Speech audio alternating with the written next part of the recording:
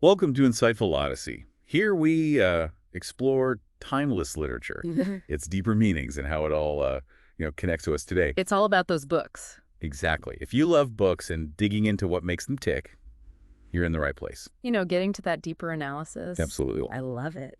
Today we're diving deep into Gabriel Garcia Marquez's masterpiece, 100 Years of Solitude. Ooh, a classic. You've given us quite the stack of notes and excerpts, so let's unravel this epic tale together.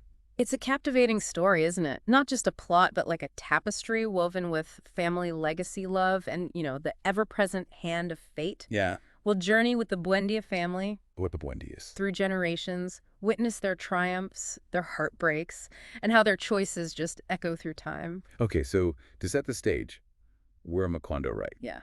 But it's not your typical town. What makes it so special? Macondo is almost a character itself. Okay. Isolated, yet teeming with life. It's a place where the impossible mingles with the everyday.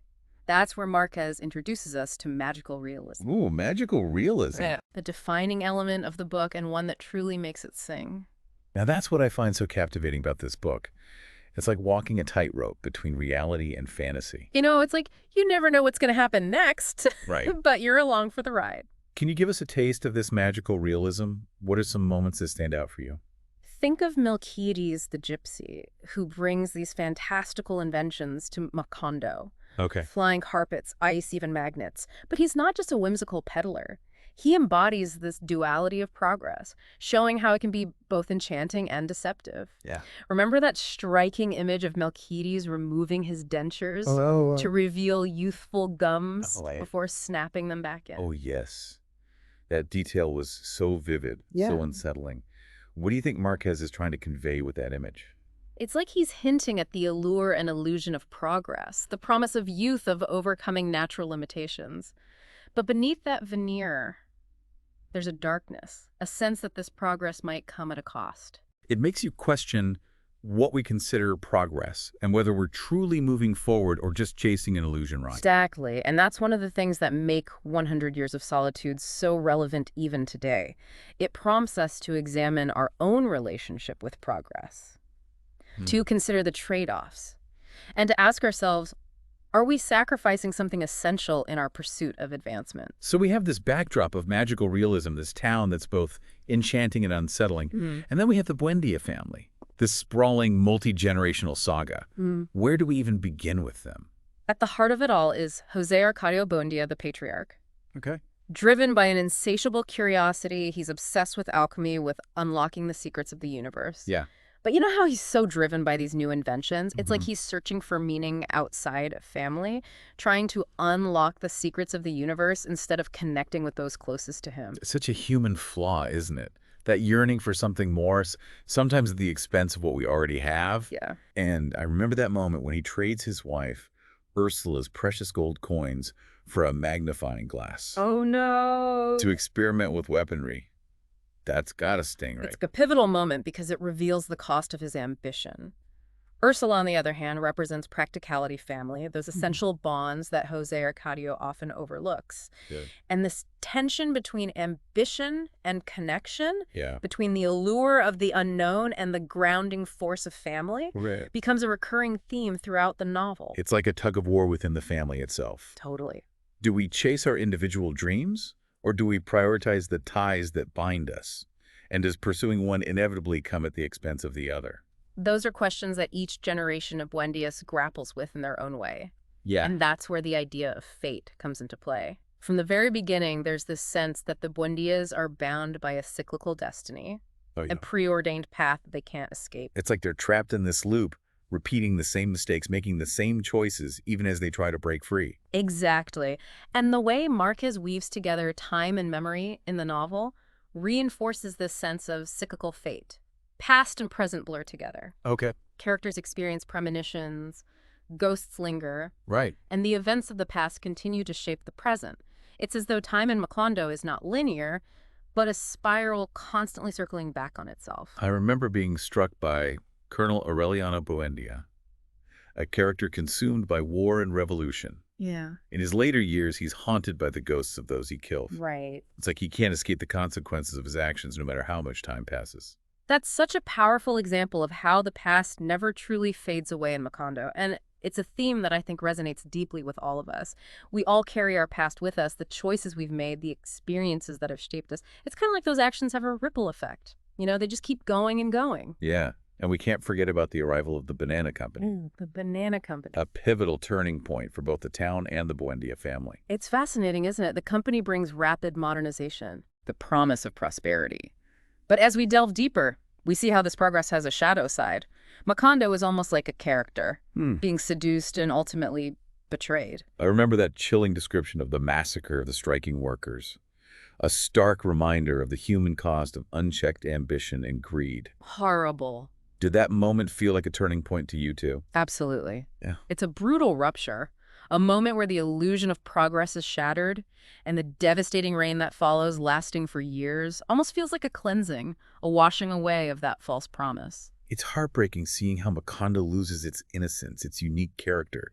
It makes you wonder if there's any way to embrace progress without sacrificing something essential. And that's the question Marquez forces us to confront, isn't it? Yeah. Is there a way to navigate the modern world without losing our souls, our connection to the past, to the things that truly matter? It's a question that feels particularly relevant today as we grapple with globalization, technological advancements, and the constant pressure to keep up with the pace of change. Yeah. It's like we're all living in our own version of Macondo, trying to find that balance. You've hit on something crucial there. Yeah. It's easy to get swept up in the excitement of the new, the allure of progress. Right. But 100 years of solitude reminds us to pause, Terrific. to consider the potential consequences, to ask ourselves, what are we gaining and what are we losing in the process? Now, we've talked a lot about the men of the Buendia family, their ambitions, their flaws, but I'd love to delve into the lives of the women. The women. There's such a force in this novel, each navigating their own unique challenges and desires. They truly are. They embody resilience, strength, and often a quiet defiance in the face of societal expectations and the weight of family legacy. Ursula, the matriarch, always stood out to me. Ursula. She seems to be the moral compass of the family, holding them together through all the chaos. She's a remarkable figure. Living to an incredible age, she witnesses the cyclical nature of their lives, the rise and fall of Macondo. She's almost like a living embodiment of the town's history, a testament to the enduring power of the feminine spirit. I also found myself drawn to Amaranta, a woman who's fiercely independent but also consumed by unrequited love and a bitter rivalry with her adopted sister, Rebecca. Do you think those two emotions are connected? Could it be that her fierce independence stems from that deep-seated need for love and belonging? That's a fascinating insight. I think you're onto something there. Yeah. Amaranta's story is a powerful example of how unfulfilled desires can shape a person, drive them to extremes. Remember that chilling warning she whispers to Rebecca on her wedding day? Oh my gosh, yes. Huh. Such a potent moment of foreshadowing, hinting at the darkness that lies beneath the surface of their relationship. It gave me goosebumps. Marquez is a master of weaving those moments of tension into the narrative. He draws you in, makes you feel the weight of those unspoken emotions, the consequences of actions both large and small.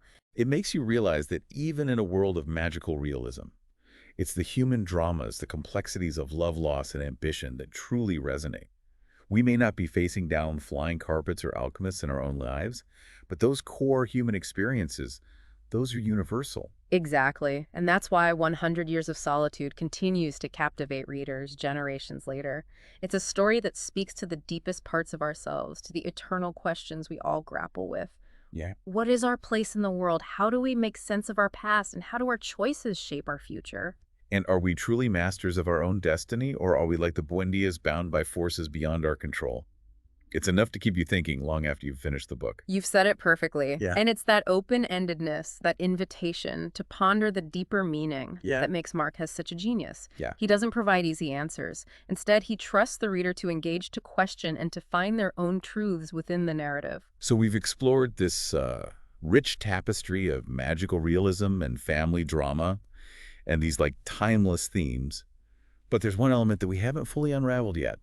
Melquiades' parchments. Yeah, those mysterious parchments. These cryptic writings seem to hold the key to understanding the Buendia family's destiny. Those parchments are fascinating, aren't they? Like a puzzle within a puzzle. Right. Written in Sanskrit. And for generations, no one can decipher them. Wow. They represent this hidden knowledge, these secrets that lie beneath the surface of the Buendia's lives. It's almost like they hold a prophecy, a map of the family's fate. And it's Aureliano, the last of the Buendia line, who finally cracks the code. Aureliano. What do you think led him to that point? It's interesting, isn't it? He spends years isolated in Melquiades' room, immersed in those ancient texts. It's almost like he's retracing the steps of his ancestors, seeking answers in the same way that José Arcadio Buendia was obsessed with alchemy and unraveling the mysteries of the world. Yeah. I see what you mean. There's that echo of seeking, of trying to understand the forces that shape our lives. And what Aureliano discovers is both illuminating and devastating, right? Absolutely. He realizes that the Buendias' lives have been predetermined, that their triumphs and tragedies were all part of preordained script. He deciphers the parchments only to discover that he's living out the final chapter, the inevitable conclusion to a story that began generations ago. It's like they were caught in a predetermined loop, destined to repeat the mistakes of their ancestors, even as they strive to break free. And that final scene with Macondo being swept away by a wind, just as Aureliano deciphers the last line of the parchments, is so powerful, so symbolic. What did that moment evoke for you? It's like the end of an era. Yeah. It's a haunting and beautiful conclusion to the novel, a testament to the ephemeral nature of life, the inevitability of time. It's a reminder that even the most vibrant, the most magical of places can vanish, leaving behind only memories and stories. And with the Buendias erased from memory, we the readers are left to contemplate their fate, to sift through the remnants of their story and glean what wisdom we can. It's almost like Marquez is challenging us to become the storytellers, to carry their legacy and learn from their mistakes. That's a really cool thought. It's a reminder that stories, even fictional ones, have the power to transcend time, to teach us about ourselves and to connect us to the larger human experience.